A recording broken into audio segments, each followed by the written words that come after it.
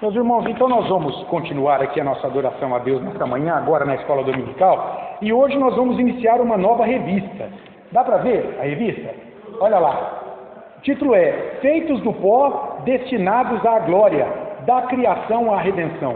Nós vamos estudar, sabe o quê? Uma palavra meio complicada, mas é fácil de entender. Nós vamos ver antropologia bíblica.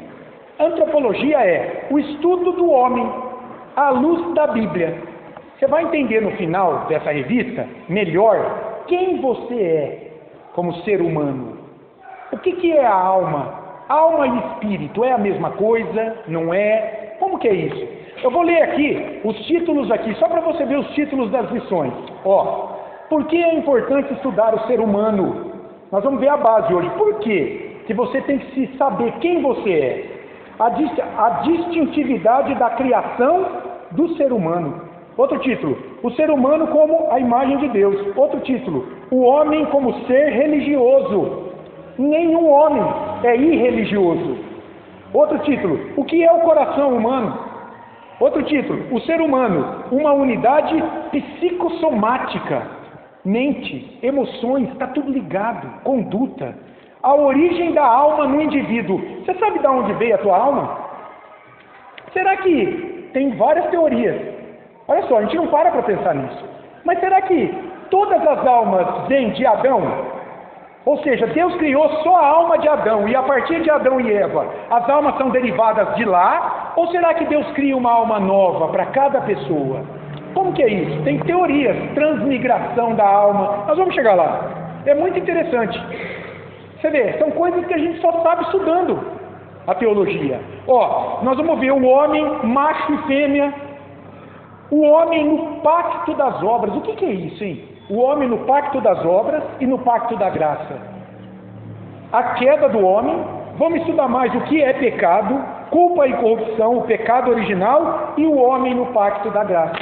Então, serão estudos edificantes, meus irmãos. Se esforcem para estarem presentes e quando não puderem vir, vá lá no canal da igreja, Igreja Presbiteriana de Nova Granada no YouTube. Vai estar lá disponível a aula para você acompanhar tranquilo depois na sua casa, mas não perca as aulas, não perca a sequência. E você vai ver que legal, à medida que você vai entendendo isso, você vai lendo a Bíblia e vai ficando mais fácil. Você começa a entender o que é isso quando você lê na Bíblia. Pacto das obras, quando você lê o que é o coração para o hebreu lá no Antigo Testamento, você vai entendendo essas coisas, né? Alma, espírito. Por que uma hora usa a palavra alma, outra hora espírito? E por que às vezes espírito está com E maiúsculo? Nós vamos ver tudo isso nesse curso aqui. Então, olha lá, feitos do pó, destinados à glória. Essa primeira aula tem qual objetivo? Compreender a necessidade de ter um correto conhecimento a respeito de quem é o homem, o ser humano. Em segundo lugar, conhecer os problemas existentes em visões não cristãs sobre o que é o homem. Porque hoje, irmãos, tem muitas opiniões sobre o que você é, sobre o que você pode ser, e a gente precisa estar antenado a isso. Então, qual é a divisão da lição? Primeiro, uma introdução, depois, o que é o homem? Salmo 8, o salmista pergunta isso para Deus. Problemas das antropologias humanistas não cristãs. Qual é a alternativa cristã da visão do homem? E uma conclusão e aplicação. Vamos orar para iniciar? Senhor, ó Pai, obrigado mais uma vez por estarmos em Tua presença agora. Que o Teu Espírito Santo continue a nos instruir em Tua palavra, revelando a nós, ó Deus, qual é a Tua visão sobre a nossa natureza, sobre a nossa essência criada pelo Senhor. Ajuda-nos a nos entendermos um pouco mais, Senhor, à luz do Senhor, para a glória do Senhor. Assim te pedimos em nome de Jesus. Amém. Meus irmãos, o que há hoje na sociedade? Há uma crise de identidade humana. Há muitas visões sobre o que nós somos. E isso é fomentado por algumas visões. Por exemplo, as teorias de gênero, o ativismo pró-animais. Hoje você tem animais que são mais defendidos do que o próprio ser humano. As guerras que desconsideram a pessoa, que fazem da humanidade um objeto para que você sobreponha as suas ideologias. Então, a humanidade é apenas um trampolim para as tuas ideias serem concretizadas. As artes, as artes humanas, a arte contemporânea, seja a música, a pintura, a arte televisiva, a literatura, estão pintando muitas visões do que é o homem, a cultura em geral, e tudo isso está visando o quê? Essa multifacetada visão do que é o ser humano. É justamente apagar a diferença existente entre o que nós somos e o que a criação é. Muitas pessoas hoje, elas veem mais importância na defesa de um bioma, de uma floresta, e não é que não deva ser defendida, mas do que defender crianças que estão morrendo de fome em algum lugar do mundo. Essa causa fica de lado, enquanto que florestas, enquanto que aquele passarinho que tem o bico colorido, que só tem 5 espécies no mundo, esse passarinho ele é mais tutelado, ele é mais valorizado, luta-se mais por ele do que por uma vida humana. Nós temos que estar antenados a isso. Por quê?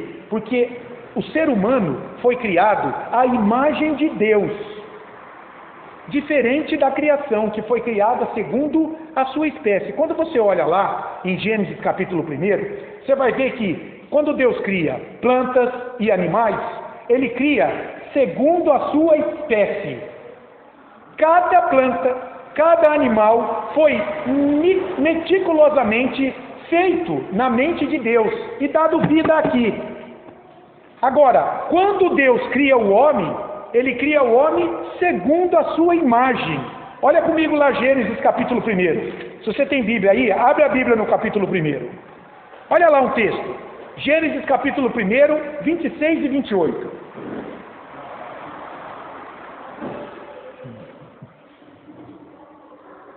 Também disse Deus: façamos o homem à nossa imagem, conforme a nossa semelhança. Tenha ele domínio sobre os peixes do mar, sobre as aves dos céus, sobre os animais domésticos, sobre toda a terra e sobre todos os répteis que rastejam pela terra. Criou Deus, pois, o homem à sua imagem. Imagem de Deus o criou. Homem e mulher os criou.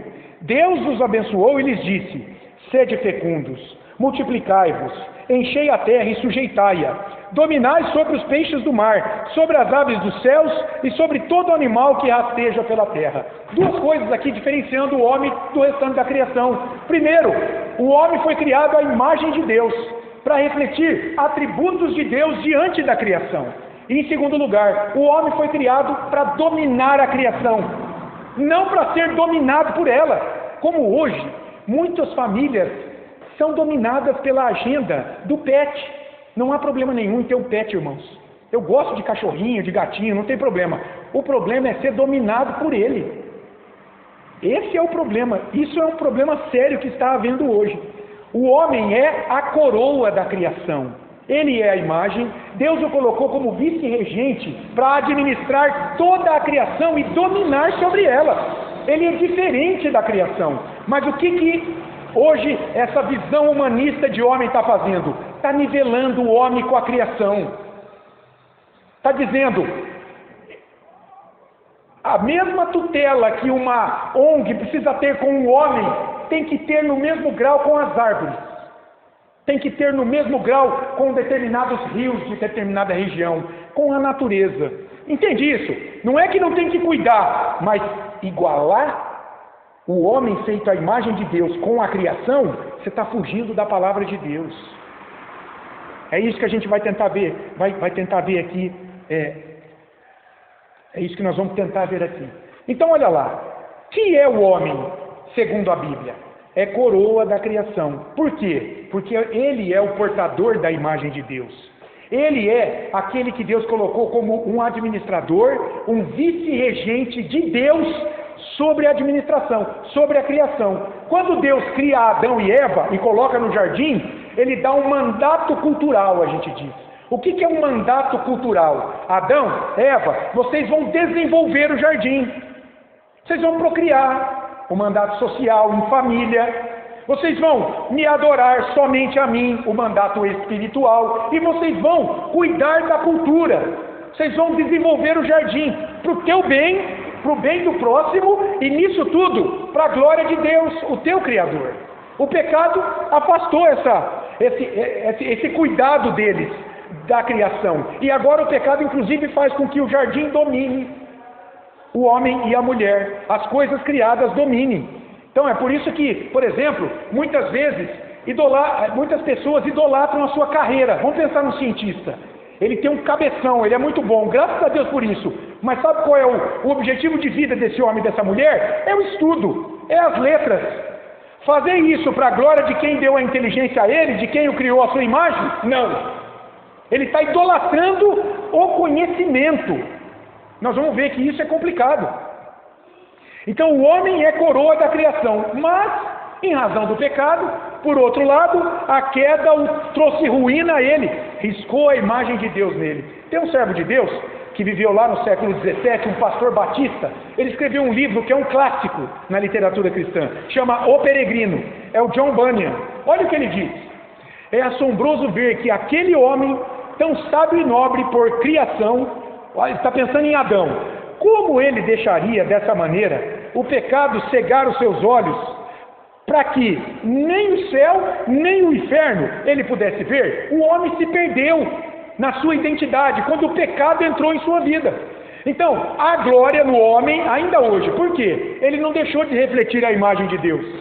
O pecado riscou, mas não apagou a imagem nele. Então há glória nele, mas de outro lado há ruína. Ruína porque ele é um ser rebelde. Ele é um ser hoje caído contra Deus. Um outro servo de Deus, o Joseph Ailing, ele diz o seguinte, ó homem miserável, olha que legal, que monstro deformado o pecado fez de você. Deus o fez um pouco menor do que os anjos. A gente vai ver no Salmo 8. O pecado o fez um pouco acima dos demônios. Imagina a escala: demônio, anjo. O pecado, Deus o fez um pouco acima dos anjos, mas o pecado o fez um pouco acima dos demônios. Ele não é um demônio, ele tem a imagem de Deus refletida nele ainda, mas ele é um ser rebelde diante de Deus, como um demônio. Um monstro que tem a cabeça e o coração no lugar dos pés, e estes esperneando contra o céu, como se na cabeça, tudo fora de lugar. Esse é o homem espiritualmente hoje, a descrição. Então, vamos pensar um pouco no que é a imagem de Deus no homem. O J. Packer, ele tem uma teologia concisa, e quando ele vai olhar essa parte da antropologia, o estudo do homem, do que nós somos para Deus, ele tece algumas características. O que significa eu ser imagem de Deus? Olha lá, significa que o homem é alma ou espírito. Sabe por quê? Porque a palavra alma, psique, e a palavra espírito, pneuma no grego, tem a mesma raiz. Então, no Novo Testamento, é a mesma coisa você falar de alma e falar de espírito. Você pode falar de alma e você pode falar de espírito. Ou seja, é a sede do inconsciente dentro do homem. É a sede do invisível dentro do homem, que está em oposição ao corpo, à sua matéria. Quer dizer, então, ser imagem de Deus significa que o homem é alma, é espírito. Quer dizer, ele é uma criatura pessoal, ele é autoconsciente, ele é divino, ele tem a imagem de Deus nele. Ele não é Deus, hein? A imagem de Deus não o tornou Deus na essência, trouxe atributos comunicáveis de Deus para a sua vida. E ele tem capacidade divina para o conhecimento, pensamento e ação. Só o homem tem isso. Uma planta não pode ser assim. Um animal não pode ser assim. Não tem alma. Estão querendo humanizar animais hoje. Eu gosto de ver assim. Esse movimento pró-animais, o que eles estão fazendo? Eles estão humanizando animais. Então famílias hoje não querem ter filhos, querem ter animais. Gente, não tem problema em animais, eu gosto de animais. Mas você tem que tomar cuidado, tem que ter equilíbrio. Se você pode ter filhos, você deve tentar ter filhos. E não substituir isso, a maternidade, por animais. Tem que tomar cuidado, porque você está invertendo a ordem. A imagem de Deus não foi dada para animais, foi dada para gente, para ser humano. Eu vejo muito carro escrito assim, ó, eu amo animais. Ok, mas será que você ama a gente também? Segundo lugar, o homem é um ser moralmente íntegro. Agora, essa integridade, essa moralidade, ela foi perdida na queda, mas para a igreja está sendo restaurada de maneira progressiva em Cristo. Então, esse traço da moralidade de Deus em nós foi perdida. Hoje nós não conseguimos mais, como vimos na pregação, atender à perfeição da lei por nossas obras. Mas quando Cristo entra na nossa vida, o Espírito dele vai progressivamente transformando, vai nos dando moralidade. A ponto de hoje, você poder medir as coisas ao teu redor, não aos olhos do secularismo sem Deus, não aos olhos de um entendimento secular, sem Deus, sem os valores da palavra, mas você olha as coisas à luz da Bíblia. A Bíblia é um óculos para o cristão. Em que sentido? Para você enxergar bem a realidade, você olha a partir das Escrituras. Isso é o quê? É o Espírito trazendo a moralidade de Deus para a vida da igreja, para nós. Em terceiro lugar, o homem domina o meio ambiente, não pode ser dominado por ele. Deus concedeu imortalidade ao homem. Tudo isso faz parte da imagem de Deus, porque Deus é imortal. E o homem foi criado para ser imortal. O que trouxe a morte para esse homem? O pecado, a queda. Mas nós somos feitos para a imortalidade. Tanto é que isso será assim no retorno de Cristo. Por um breve tempo, o nosso corpo morre. A alma não morre jamais. Ou vai para o céu, ou vai para o inferno, imediatamente após a partida desse mundo. Não tem outro caminho.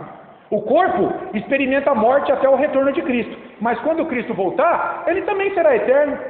Ele vai ser eterno no céu, porque quando Cristo volta, os santos ressuscitam, a igreja ressuscita, e unida à sua alma que já está com Cristo, habitarão o céu, num corpo glorificado.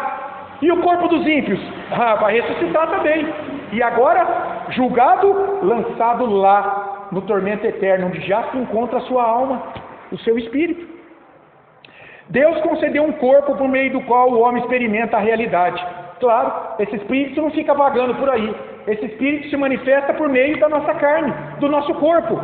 Veja, o próprio Jesus, o Espírito Eterno, veio aqui e se manifestou no nosso meio por meio de um corpo. E esse corpo está hoje lá glorificado ao lado do Pai. Isso é uma figura, não é um prenúncio daquilo que vai acontecer com a igreja também no final. E por fim, essa imagem de Deus no homem significa capacidade de comunicação com Deus e também com o próximo. Veja, as pessoas tentam se comunicar com animais, gente. Tentam descobrir, devotam a sua vida para descobrir uma linguagem comum, na qual o ser humano possa vibrar também. Isso é um negócio muito doido. Estão misturando. Você entende que por trás de tudo isso está o quê? A tentativa de igualar o homem feito à imagem de Deus com a criatura. Isso é perverso. Isso diminui a dignidade do homem. O que é o homem? O homem, preste atenção nisso, é um ser em relação a Deus. A identidade humana, ela só pode ser extraída na sua relação com o seu Criador. Porque ele foi criado por Deus para se relacionar com Deus. O pecado quebrou essa relação com Deus. Mas em Cristo a igreja é reconciliada com Deus. O que significa, em últimos termos, reconciliar a nossa comunicação com Deus. Dele conosco por sua palavra e nossa com ele, respondendo com nossas obras e também orando a ele. Está vendo? O homem só pode ser entendido enquanto essência humana criada por Deus no seu relacionamento com ele. Se o homem não se relaciona com Deus, ele está perdido. O homem é um ser relacional, meu caro, seja em harmonia ou em rebeldia, e só pode encontrar a sua essência, propósito e virtude de vida no seu relacionamento com o seu Criador. Fora daí, ele vai se relacionar consigo, com o seu pecado, ele vai ser um rebelde diante de Deus. Daí a importância, irmãos, de estudarmos o homem não do ponto de vista humanista, mas bíblico. O que é antropologia, então? Nós vamos ver aqui. É o estudo do homem. Anthropos, homem, humano. Logia, o estudo. Pensamento lógico sobre alguma coisa. Então, antropologia, o estudo do homem. Eu peguei uma definição aí na internet. Olha lá. O que é antropologia? É uma ciência social que busca compreender, a partir do estudo da cultura, língua, biologia, como o ser humano se formou e se tornou o que é. Preste atenção nessa definição, porque é uma ciência, então ela tem base o quê? No método científico, ou seja, eu só consigo definir o homem a partir daquilo que eu consigo levar para um laboratório e aplicar um método científico. Eu só consigo definir o nome a partir da razão. O que os meus sentidos me trazem, aí eu consigo a definição. O que escapa a isso, está fora disso. Então, essa antropologia secular, essa antropologia humanista, ela é limitada. Limitada pelo quê? Pela razão dos pesquisadores. A fé escapa. A criação por Deus escapa. O destino eterno escapa. Tudo que a razão não consegue compreender é deixado de lado. E nós somos o povo da fé. Nós somos o povo da escritura, do livro. E nós vamos ver isso. A antropologia bíblica é diferente. A antropologia bíblica oferece uma visão abrangente do ser humano, considerando a sua origem divina, sua natureza complexa, corpo e espírito, sua condição pecaminosa. Isso a antropologia humanista desconhece. E o seu potencial de restauração através da fé em Cristo Jesus. A antropologia humanista olha para o homem com uma visão mundana, terrena, pessimista. Não há saída para muitas pessoas. Uma antropologia bíblica não, traz a esperança do quê? Da restauração dessa criatura, por meio da palavra, por meio de Cristo, por meio do Evangelho. É totalmente diferente. Então, o que é o homem? A filosofia vem debatendo isso há muito tempo. Abra sua Bíblia no Salmo 8. Vamos ver a pergunta. Salmo 8. Está lá essa pergunta. Salmo 8, versículo 4. Depois a gente vai ver o salmo inteiro aqui, rapidamente. Olha lá. Versículo 4. Que é o homem que dele te lembres? Olha a pergunta do salmista para Deus. Depois de pensar sobre o universo que Deus criou, o poder de Deus sobre todas as coisas, o salmista olha para o homem, fala: Senhor, que é o homem que dele te lembres? E veja, isso não é novo, irmãos. Como eu disse para vocês, pensar sobre a nossa natureza humana vem tirando o sono de muitos filósofos, de muitos estudiosos. E está por trás de tudo ao nosso redor. É que a gente não enxerga essa visão. Mas deixa eu tentar mostrar para vocês algumas teorias aqui. Vamos pensar no existencialismo. O que é o existencialismo? É uma filosofia, um movimento intelectual que, em linhas gerais, diz o seguinte: a existência de algo vem antes da sua essência. Então, primeiro as coisas existem, para depois elas mostrarem o que elas são. Você quer ver como é que isso aqui é importante? Por exemplo, o que está por trás dessa afirmação aqui, que hoje a ideologia de gênero tem feito? Nasço com determinado órgão sexual. Eu nasço com determinado órgão sexual, mas depois eu vou escolher se eu sou homem ou mulher. O que está por trás disso? Primeiro, a existência. Então, eu nasço, eu existo, mas eu existo neutro. Depois, eu vou definir qual é a minha essência, se eu sou homem ou mulher. Olha aí o existencialismo, como a filosofia por trás disso. Tem mais, hein? Eu fui pesquisar. Hoje, gente, é incrível. Tem esses tal desses Therians. Sabe o que são os Therians? Eles são humanos na carne, mas eles se identificam internamente com um determinado animal. Os Therians, eles têm uma conexão forte. Eles dizem que é algo irrebatável, psicologicamente, biologicamente e espiritualmente, com algum animal, com um cachorro, com um porco, com a galinha. São os Therians. Tem gente hoje que se sente uma galinha, que se sente um cavalo. Ele se identifica lá dentro da alma, com um potro, com um boi. E ele quer viver, ele quer manifestar expressões do animal. A distorção da natureza humana. Por que eu posso fazer isso? Por quê? Porque a existência precede a essência. Eu existo como homem, mas eu gostei de ser assim como um cavalo, então eu determino, eu serei um cavalo. Olha o existencialismo aí. São filosofias por trás de comportamentos na humanidade, irmãos. Tem mais. E o iluminismo? O iluminismo foi outro movimento muito forte na Europa, que surgiu lá no século 17 e 18, buscando contrariar toda aquela religiosidade da idade medieval que, segundo os pensadores, escravizavam os homens.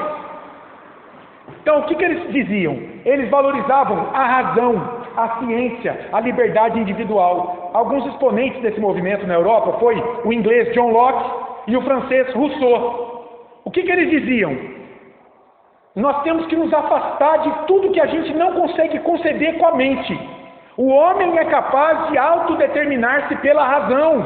Nós não precisamos que Deus revele o que nós somos, a nossa essência. Não, nós podemos determinar a nossa vida. Bom, muito bem. Nesse cenário, lá em 1859, Charles Darwin lançou aquele livro famoso, né, A Origem das Espécies, com um método evolucionista. Ou seja, o ser humano ele é a evolução de um tronco comum de todos os animais.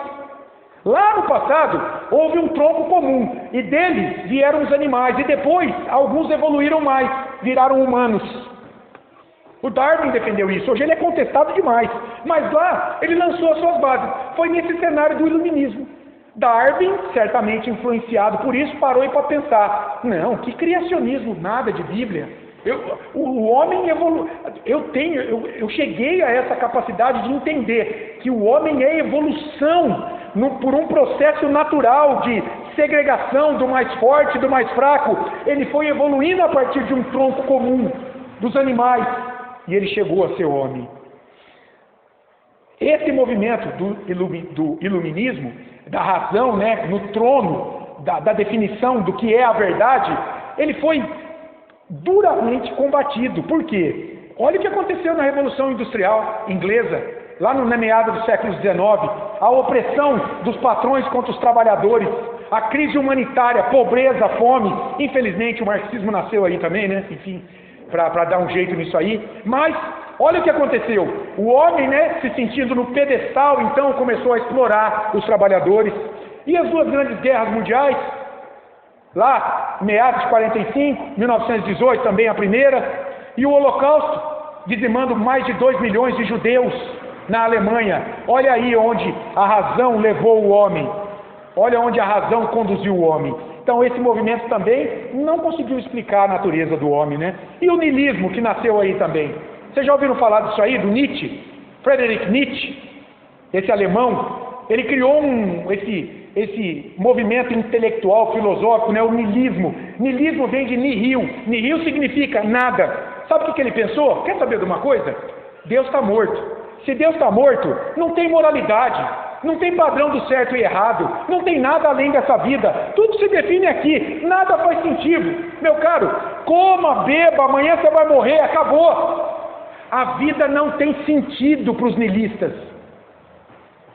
O homem é o que ele define ser a partir do que ele acha que é. Olha o subjetivismo. Não algo revelado. Está vendo? A oposição contra a revelação de Deus do que é o homem. Esse movimento também critica isso. Ou seja, você não precisa de religião. Sabe o que o Marx dizia da religião? Marx dizia assim, a religião é o ópio do povo. Então, o marxismo, ele quer banir a religião. A esquerda detesta a religião cristã. Por quê? Marx dizia assim, o empregado, ele é solapado na sua justiça pelo seu patrão, ele é explorado, ele é humilhado. Aí sabe o que a religião faz? Dá um remedinho para ele, ele fica melhor. A religião é um instrumento de opressão na mão da burguesia. Era o que Marx defendia. A religião é usada pela burguesia para deixar a consciência do empregado, do proletariado que é solapado, que é humilhado nas fábricas, deixar ele melhor. Então, o empresário pode abusar dele durante a semana, domingo ele vai na igreja, toma lá um remedinho e tal e fica bem. Marx odiava a religião cristã. Ele dizia, tem que banir a religião. Olha o Nietzsche aí também, abandone a religião, não existe nada disso. Irmãos, há uma crise atual da essência humana. Essas filosofias, elas estão por trás de muitos movimentos hoje, e elas têm que ser conhecidas pela igreja. O que é o homem? Sabe o que tem complicado hoje, essa definição do que é o homem? O avanço da tecnologia. Sabe o que eu acho legal? Você sabe o que é um avatar? Um avatar? Um avatar é um personagem que você cria em um site. Você cria, você é o que você quer ser. Tem até um desenho, né, um filminho, Avatar, eles são azuis. Eles são o que eles querem ser. Eles mudam, eles se modificam.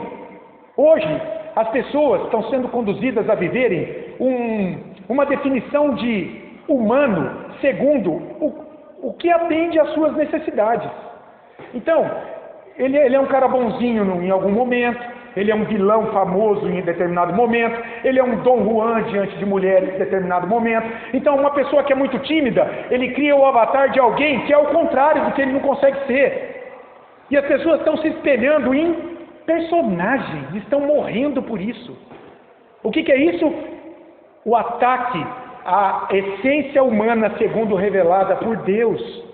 Os movimentos pró-animais estão querendo o quê? Acabar com a distinção entre homens e animais. A ideologia de gênero, ninguém nasce homem ou mulher, você escolhe o que você quer ser depois, rapaz. O existencialismo, a existência precede a tua essência. Eu existo antes e eu defendo o que eu quero ser. Tudo isso está atacando o quê? Está atacando o homem como coroa da criação. Está botando ele, no mesmo patamar de uma planta, de um cachorro. Vamos ver o problema das antropologias não cristãs aqui. A gente já viu, está se buscando a perda da identidade humana. Por quê? Essas antropologias, essas visões do que é o homem, são desconectas do quê? Do que Deus falou que ele é. E se você tem uma visão errada do que você é, você pode ter certeza de uma coisa: você vai responder aos teus problemas de maneira errada. Você vai buscar a solução para os dilemas da tua vida em lugares errados. Então vamos olhar primeiro essa visão do que é o homem, essa antropologia puramente humanista, que é isso, né? O homem se define a partir das suas convicções subjetivas. E daí, ele é produto da evolução do meio, como qualquer outro vegetal ou animal. Se é assim, eu me defino a partir do que eu acho, então eu sou um produto do meio. Ou seja, o homem, como muito se diz por aí, é um animal evoluído. Você já ouviu isso? O homem é um animal evoluído. Quem diz isso, rebaixou o homem ao nível do reino animal, irmãos. Ele deixou de ser a coroa da criação, segundo Deus revelou que ele é. E ele não tem diferença nenhuma para um animal, para uma árvore frondosa. Tem um estudioso da antropologia reformada, eu tive aula com ele, o Dr. Paulo Anglada. Ele diz o seguinte, esse tipo de pensamento abre as portas para justificar muitas coisas na sociedade. De que o homem não tem diferença de uma planta, de um animal, ele tem que ser igualmente tutelado como se fosse a criação. Isso justifica o quê? O ativismo feminista. Não se vê diferença nos papéis. O homossexualismo. Para que eu vou cuidar da minha sexualidade, rapaz? A planta é assexualizada. Tem animais que são assexuais. O adultério. Que castidade, que pureza dentro de matrimônio, que nada, eu posso fazer o que eu quero. O aborto. A vida perde seu valor. Como você pega um facão e corta um pedaço de cana, assim a vida humana é ceifada também. A eutanásia é a morte bela, né? A eutanásia muitas pessoas chamam de a morte bela.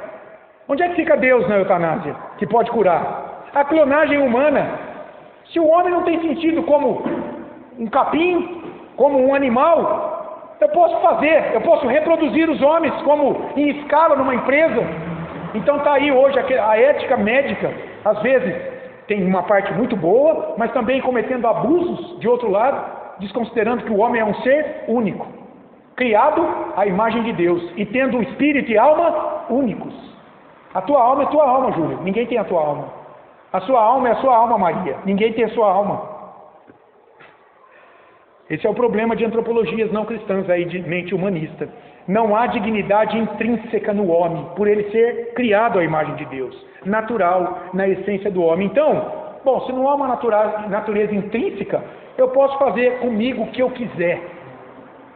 Quer ver onde está isso aqui por trás hoje? Meu corpo, minhas regras. Quantas adolescentes hoje, jovens? Que Bíblia, o que, rapaz? Meu corpo, minhas regras, eu faço o que eu quiser. Fiquei grávida? Se eu quiser, eu me desfaço dessa criança agora mesmo. Por trás disso tudo está o quê? Um entendimento equivocado do que é o homem. Está vendo, irmãos, como é profundo isso? Estão entendendo? Está dando para pegar o ponto da aula? Outra antropologia, outra visão do homem, materialista. É uma visão que degrada o ser humano. Olha que legal, isso não é novo. William Shakespeare, lá no ato 4, na cena 4 dessa peça famosíssima, Hamlet, ele compreendeu essa visão degradada do homem. Olha o que ele diz nesse ato aí. O que é um homem se seu maior bem e ocupação for apenas dormir e comer? Um animal, nada mais. Olha esse homem compreendendo isso lá naqueles tempos. Movimentos pró-animais estão pipocando o mundo afora, irmãos. O que eles têm embutido neles? Ataque velado à antropologia bíblica, de que o homem é diferente de um animal, de que a tutela do homem deve ser diferente da tutela de um animal, de que o animal não é a imagem de Deus, o homem é. Se o homem for só mais um animal evoluído, um pouquinho melhor que um cachorro, não havendo nele moralidade e espiritualidade a serem buscadas, olha como isso é demoníaco. Para que serve a necessidade de salvação?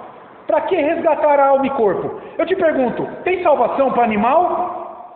Gente, tem crente que acha que animal tem alma e vai para o céu. Eu já vi gente defendendo isso. Não, pastor, meu animal tinha alma, eu vou encontrar ele no céu. A Bíblia não esclarece isso. Pode ter lá? Pode, mas não com base na Bíblia. Irmãos, a Bíblia não dá base para isso. Para a gente dizer que uma planta que você cuidou no quintal da tua casa a vida inteira e que você amou, não há problema nisso. Mas aí você dizer que ela tem alma e que ela precisa ser resgatada porque de repente um fungo, deu um fungo nela e ela começou a morrer. Ah, isso aí é da queda. De fato, o pecado manchou todas as coisas, mas não ao ponto dela ter que ser resgatada pelo sangue de Cristo e habitar o céu. Meu Deus, isso parece uma doideira. Mas tem gente que defende isso. O que está por trás?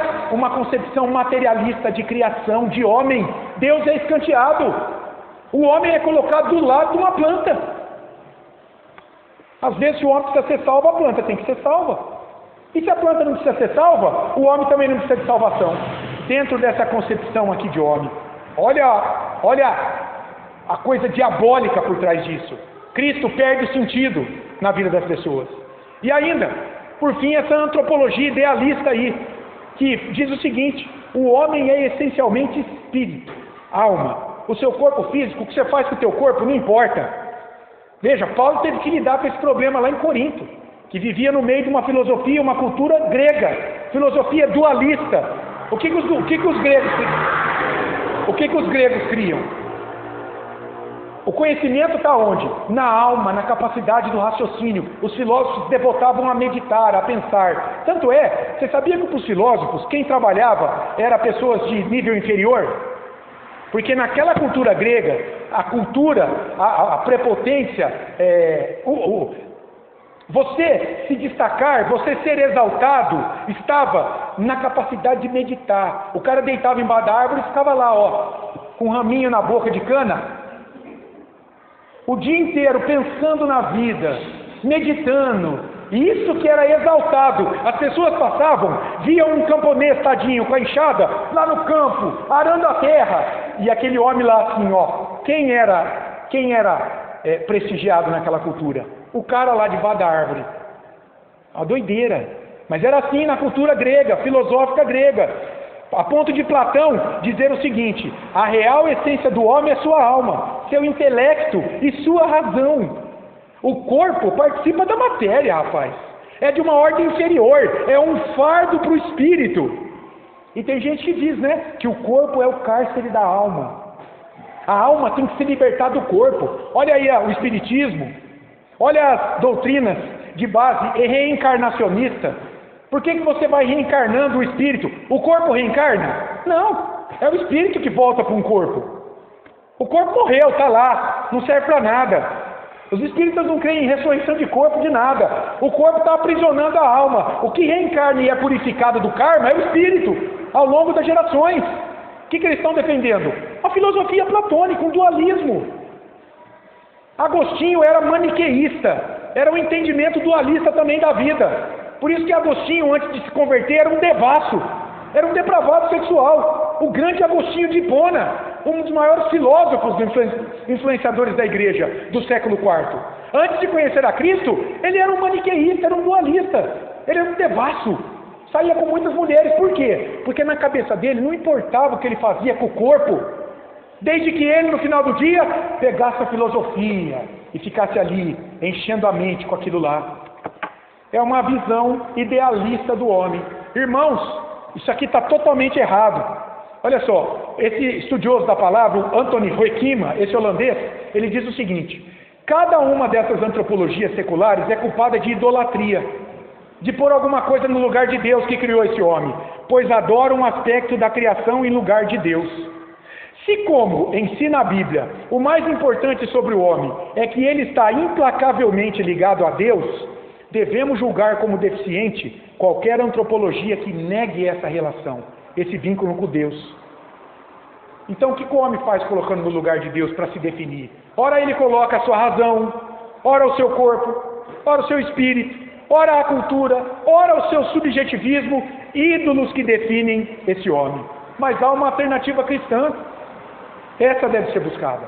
O homem possui origem, essência única, propósito definido e destino certo no final dos seus dias. Corpo e alma ou espírito são importantes para o todo, que é o quê? O homem. Eu não sou só corpo, eu não sou só espírito ou alma, eu sou corpo e espírito. E a prova disso, irmãos, para mim, é que Jesus ressuscitou no corpo. Se o corpo de Jesus não fosse importante, por que Deus tiraria-o da terra? E o colocaria glorificado lá no céu ao seu lado? Isso mostra que o corpo é importante. Jesus está com o seu corpo glorificado ao lado do Pai. E Ele promete que no seu retorno, o meu corpo e o teu corpo estarão lá também. Entende isso? O corpo é importante. O que você faz com o corpo é importante. A antropologia bíblica ressalta a importância da alma e do corpo para definir o que é o homem. Ela não dá mais valor a um do que a outro. Ela diz que ambos, depois da queda, eles precisam de redenção. O corpo também precisa ser redimido. Por que se envelhece? Por que caem os cabelos? Por que a gente tem marcas na pele, rugas? O pecado lançando a sua morte física no nosso corpo. Adão não iria envelhecer. Não iria morrer se ele comesse do fruto da árvore da vida e não desobedecesse a Deus. Agora, esse corpo, ele vai ser restaurado.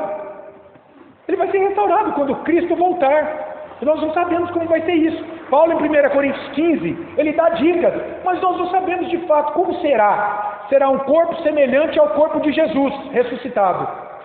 Não envelhecerá mais. Os cabelos não ficarão mais brancos, não sei se vai ter cabelo. Me perguntaram outro dia, será que o teu corpo vai ter cabelo quando Cristo voltar? Gente do céu! Eu não sei. Talvez o homem ideal é sem cabelo.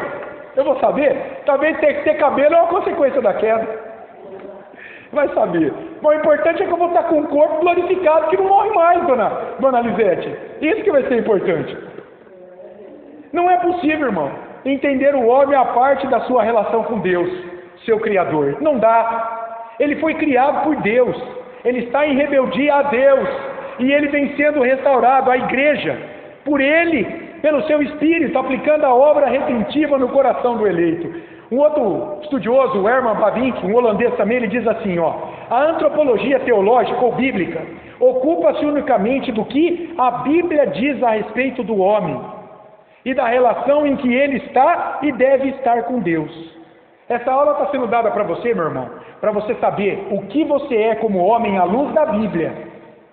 Eu fiz um contraponto com aquilo que as pessoas têm falado, mas nós sabemos a verdade. Porque a Bíblia é a nossa regra de fé e prática. Então, você tem que encher a tua mente, o teu coração com o que Deus revela sobre o que você é aqui, criado por Ele.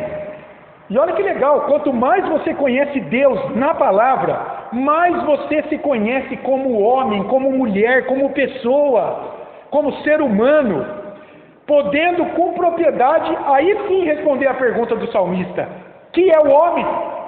Quem é o homem? Quem é esse homem? Quem pode responder isso com propriedade? Só o cristão. Davi, fazendo aniversário hoje, que presentão.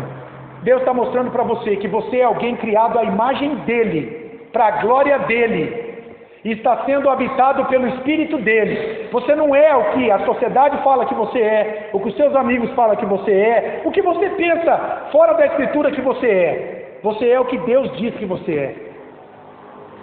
É isso que nós somos. Daí a gente pode concluir: quem é o homem? Somente a fé cristã, em submissão à Escritura, oferece a resposta que satisfaz.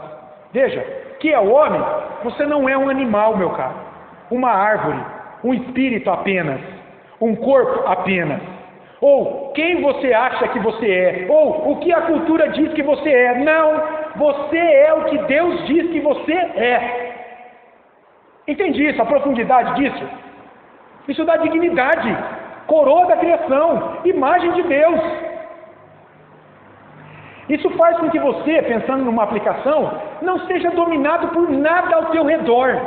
É você, exaltado ao lado de Cristo, que está acima de tudo isso. Você não pode ser dominado pelo teu emprego. Você não pode ser dominado pelo teu conhecimento em alguma ciência. Você não pode ser dominado por algum pet. Você não pode. Você não pode ser dominado por algum sonho. Entende? Quando eu digo ser dominado, é esquecer que você é alguém que Deus diz que você é. Você é alguém que está sendo preparado pelo que Deus diz que você é, e está te preparando em Cristo. Isso é importante, irmãos. Quem dá as ordens sobre a criação é você em Cristo. Você não pode ser ordenado pela criação. Quantas pessoas hoje estão pensadas na vida? Tem uma música que fala isso, né? Eu não vou lembrar agora, mas ela diz assim, ó, hoje, principalmente a televisão, né? As pessoas estão diante da televisão e elas não pensam mais, elas são pensadas pela televisão. Que é isso?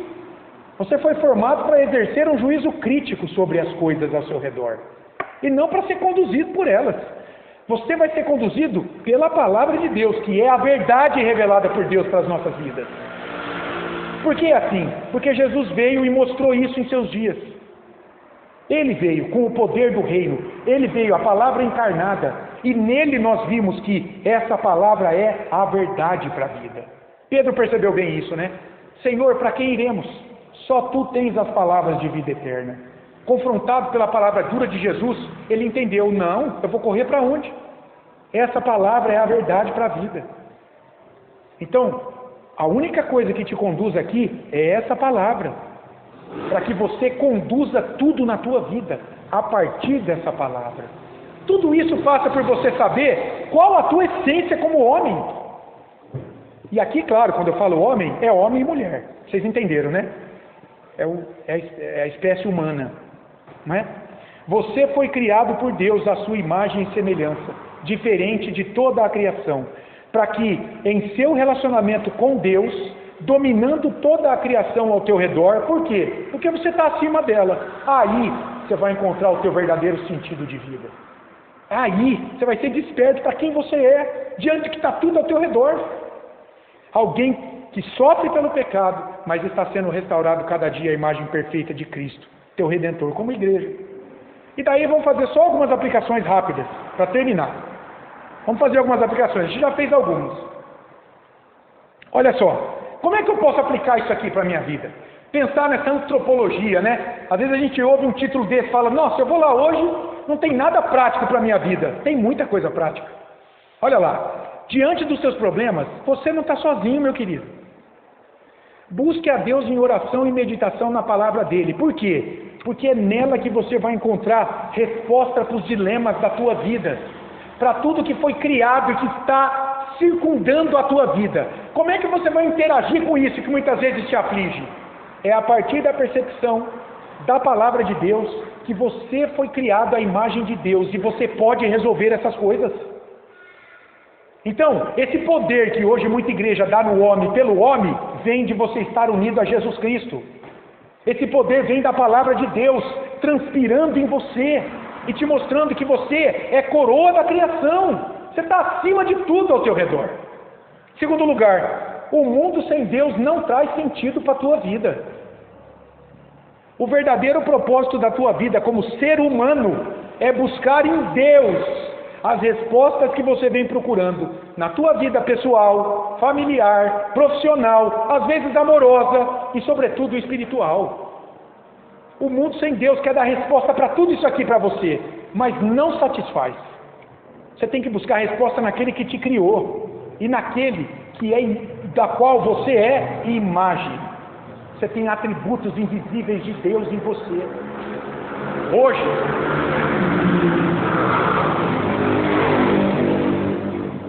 Hoje, o Espírito de Cristo habitando em você, como igreja selada pelo Espírito Santo, te propicia isso, a você caminhar desperto em tua mente, na tua razão, iluminada pela palavra, aplicando essa palavra em tudo ao teu redor. E as duas últimas aplicações. Você não é o que a cultura sem Deus diz que você é, ou pode ser. Cuidado com isso. Mas a sua essência, a sua natureza, já foi definida pelo teu Criador. Você é o que Deus diz que você é. E quanto mais você conhecer essa palavra, mais você vai caminhar desperto, sabendo quem você é. Onde está a tua dignidade? Onde está a tua dignidade como ser humano? Hoje está na pessoa de Jesus Cristo, que te reconciliou com o Pai pelo sangue dele, que está restaurando a imagem de Deus que o pecado riscou na tua vida. Olha que beleza, irmãos, como é que a gente entende quando a gente vai para a Escritura, quando a gente estuda a Bíblia. O Espírito Santo está fazendo o quê? Está restaurando a imagem de Deus riscada pelo pecado na tua vida. Entende? Esse é o alvo de Deus agora na tua vida. Está lá em Romanos 8, 29. Paulo diz lá aos romanos que Deus quer o quê? Restaurar a imagem do Filho dele em nós. E por fim, suas debilidades físicas, morais, emocionais e espirituais não são partes originais do teu ser. Não são. Deus não criou Adão e Eva com esse monte de defeito que a gente tem. Não. Com esse monte de dúvida, questionamento, incredulidade. Não. Isso faz parte o quê? Da queda, do pecado. Então, como é que isso vai ser consertado? Pela ação do Espírito. Que bênção é pertencer à igreja de Cristo. Ser membro do corpo de Cristo.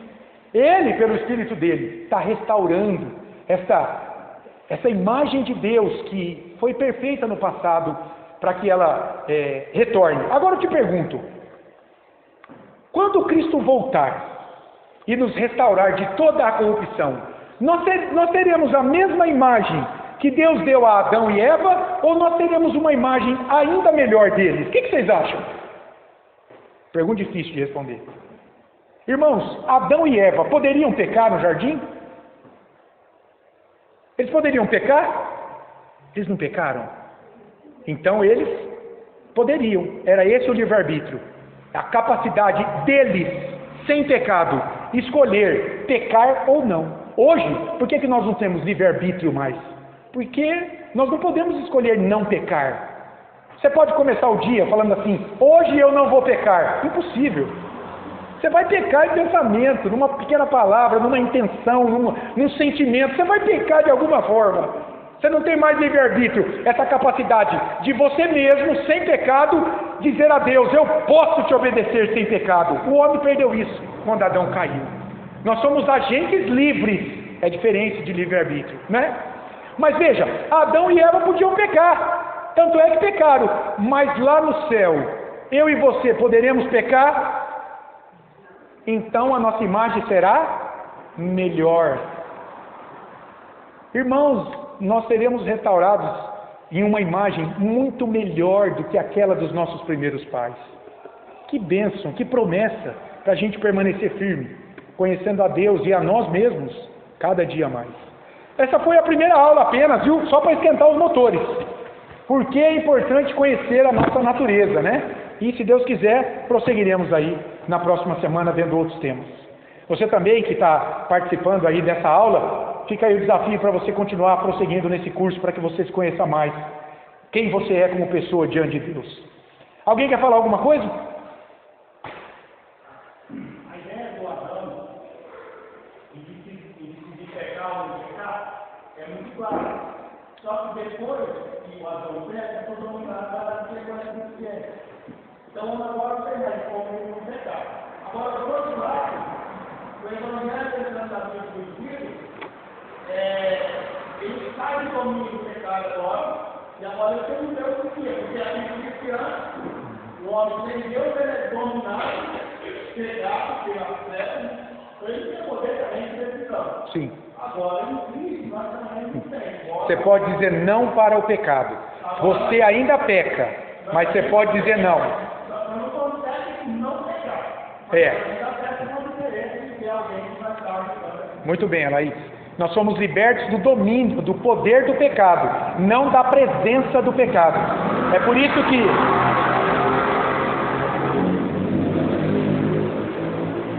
isso que por nossas próprias obras nós não podemos agradar a Deus ainda, não é? Senão, hoje, pelo Espírito, a gente não precisaria mais de Jesus, não é? Se tirasse o pecado de nós, mas Ele não tirou a presença, que é para que a gente confie em Cristo até o final. Depois, quando Jesus voltar, a presença do pecado. Aí, nós não poderemos mais pecar, porque nós não teremos mais a presença do pecado, né? Hoje nós podemos pecar, mas como explicou a Laís, a gente peca, mas o Espírito nos leva a se arrepender e a confessar o pecado, né? E a lutar para não pecar, né? A lutar contra o pecado a cada dia. Mas a presença do pecado nos debilita ainda, né? Mais alguma coisa?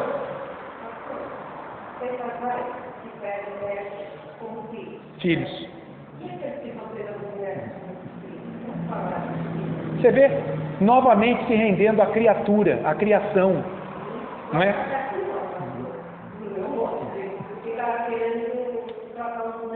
É difícil demais, né? Ô Maria, e a gente percebe que tristeza de alma na vida dessas pessoas, gente. Não é? Antes da gente jogar pedra, como cristãos, a gente tem que entender o que tem dentro da vida dessa pessoa. Uma pessoa discutir com alguém para defender a humanidade de um bebê reborn ao lado dela, gente, essa pessoa está muito perdida. Mas está perdida demais. Entrar com ação judicial para fazer um juiz dar ganho de causa a ela, de que o bebê reborn dela está quentinho e de repente está com febre, e o posto de saúde tem que ministrar um remédio para baixar a febre do bebê reborn. É muita piração, é muita depravação espiritual, é muita emoção doente. Que tristeza! O que falta? Evangelho. Nós temos que levar o quê? A bênção que é o Evangelho que liberta. Essa pessoa está escravizada por emoções, essa pessoa foi machucada na vida, muito provavelmente ela está machucada nas suas emoções, foi ferida ao longo do tempo, precisa ser curada. Quem cura ela é só o Espírito Santo. Temos que, tendo a oportunidade, abraçar essa pessoa e levar Cristo para a vida dela, não é? Vamos orar para encerrar? Pai, no final dessa aula, nós só temos a te agradecer, Senhor, porque por tua graça, por tua misericórdia, por compaixão diante de nós, pecadores, o Senhor vem esclarecer questões que são tão caras, Pai, para nós, para o Senhor, para a tua palavra, como entendermos melhor quem nós somos em nós, o que nós fazemos aqui, para que servimos, Senhor, para que estamos caminhando, afinal de contas, o que haverá depois de nossa partida desse mundo. Obrigado, Deus, porque a tua palavra vem nos dizer que nós somos imagem do Senhor. Isso nos traz dignidade. Essa imagem que em Jesus Cristo, pelo Teu Espírito, está sendo restaurada em nós a cada dia. Ó Deus, que Teu Espírito Santo nos dê plena consciência dessa verdade. Que o Senhor nos guarde, Pai, de todo pensamento secular ao nosso redor, de tudo aquilo que busca nos igualar a uma planta, a um animal, Deus, ao nosso redor. Com tudo aquilo que busca, com que coloquemos a nossa identidade, não no Senhor, não na Tua palavra, não em Cristo, mas em toda a criação. Livra-nos disso, Pai, em nome de Jesus. Guarda-nos em Tuas mãos ainda no restante deste dia. Fica conosco, Deus, e que possamos praticar obras para a Tua glória ainda hoje. Fica conosco no restante dessa semana também. Leva-nos em paz para casa, te pedimos em nome de Jesus. Amém.